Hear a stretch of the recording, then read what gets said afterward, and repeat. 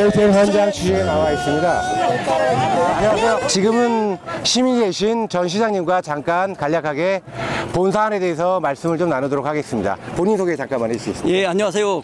전 고양시장 이재주입니다. 시청 문제로 여러 가지 주민들한테 불편을 끼쳐드려 죄송합니다. 오늘 이 자리에 함께했던 만큼 더 좋은 결과들이 도출되리라 생각을 합니다. 지방자치단체장 이동환 시장의 경우 시장이면 마땅히 시장으로서 해야 될 책무가 저는 있다고 생각하거든요. 과연 이동환 시장이 그 본연의 책무를 지금 잘 수행하고 있는지에 대해서 어떻게 생각하시는지 여러 가지 분야에 대해서 전체를 다 얘기할 수는 없고 이 신청사 관련 문제만 해서 국한해서 얘기를 하면 이미 선행행위가 이루어졌고 행정절차법상 취소할 수 없는 정도까지 이행이 됐거든요. 이것을 갖다가 백석동으로 옮기겠다라고 아무런 어떤 논의 과정이나 합의 과정 없이 이렇게 독단적으로 결정하는 것은 상당히 문제가 있다 이렇게 판단을 합니다. 시장의 책무 중에 또 다른 중요한 한 가지가 도시개발 계획에 대한 그 추진에 대해서 또한 정확하게 시장으로서 마땅히 해야 되고 또 그 의견 수렴을 위해서 주민들과 원활한 소통 또한 당연히 이루어져야 되거든요. 과거 시장님은 그걸 다 하셨던 것 같아요. 예. 지금 현재로서 독단적인 행정 절차가 많이 이루어졌다는 말이 좀 나오고 있거든요. 그 부분에 대해서도 한 말씀 부탁드리겠습니다. 예, 도시계획이라는 것은 가장 근본적인 것이 균형발전과 미래 지향성입니다. 이 두 가지를 다 고려해야 되는데 지금 현재 신청사 관련 문제를 보면 두 가지 요소에서 다 결함이 있다고 보고요. 고양시의 도시계획 행정이 좀 더 투명하고 가치지향심, 미래지향적으로 갔으면 좋겠다는 생각을 가져봅니다.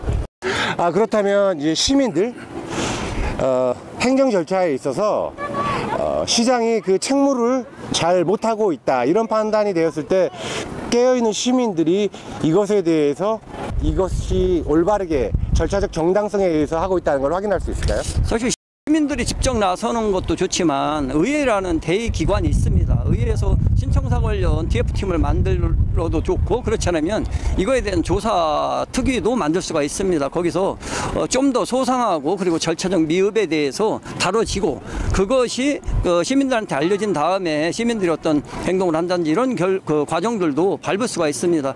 지금 현재 신청자 관련해서 이렇게 소모적으로 그리고 덕양과 일산으로 나누는 행위는 상당히 우리 고양시의 미래를 어둡게 하고 있다 이렇게 말씀을 드릴 수 있겠습니다. 마지막으로 또 지금 의혹이 계속 제기되고 있는 게 요진시티에 대한 특혜 의혹이 또 제기되고 있거든요.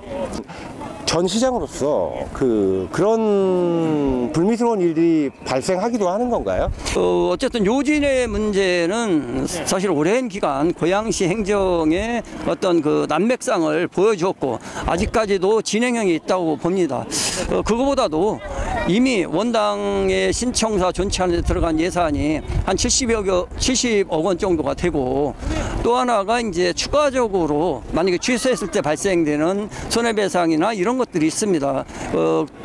토지 소유주들이 거래를 중지시킴으로 해서 불이익을 받는 부분, 그 다음에 그린벨트를 해제했는데 재지정하는 것은 사상 초유일을 아직도 아무도 해본 적이 없는 거잖아요. 그리고 신청사로 해서 백석동을 간다고 하더라도 기본적으로 수백억 원의 리모델링비가 들어갑니다. 그거에 대해서 어떻게 예산을 마련할 건지 그리고 그러한 행위를 할 때는 경기도나 중앙정부의 투용자 심사를 받게 되는데 과연 그것을 무난하게 통과될 수 있을지 산 넘어 산입니다. 이러한 부분들이 좀 더 신중하게 검토됐으면 좋겠다는 생각을 가져봅니다. 그리고 정책과에 대해서 좀 약간 질문드리고 싶은 게 있는데요.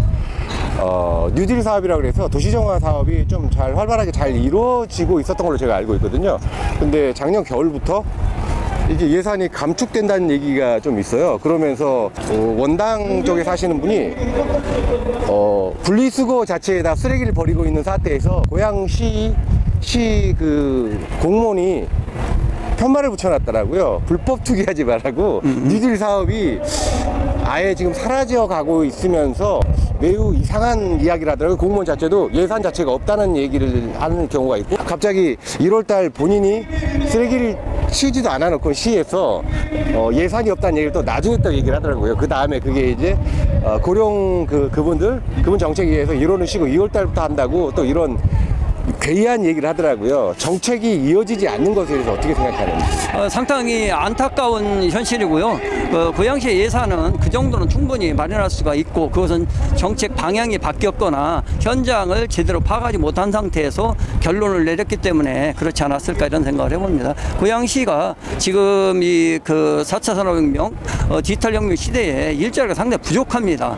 이럴 때 공공이 더 일자리를 확보하는 거 이런 것들에 대해서 좀 더 치중한다면 고양시가 좀 더 행복한 도시가 되고 뉴질 사업도 지속될 수 있지 않을까 이렇게 생각을 해봅니다. 예, 마지막으로 이제 시민이 되셨으니까 시민과 함께하고 있는 의미에서 시민들에게 하실 말씀이 있으면 메시지.